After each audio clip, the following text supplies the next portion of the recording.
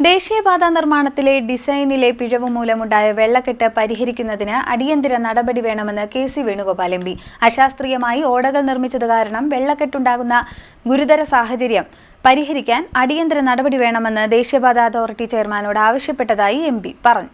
ദേശീയപാത നിർമ്മാണത്തിലെ ഡിസൈനിലെ പിഴവ് മൂലം ഉണ്ടാകുന്ന വെള്ളക്കെട്ട് പരിഹരിക്കുന്നതിന് അടിയന്തര നടപടി വേണമെന്ന് കെ.സി. വേണുഗോപാൽ എം.പി. ആവശ്യപ്പെട്ടു.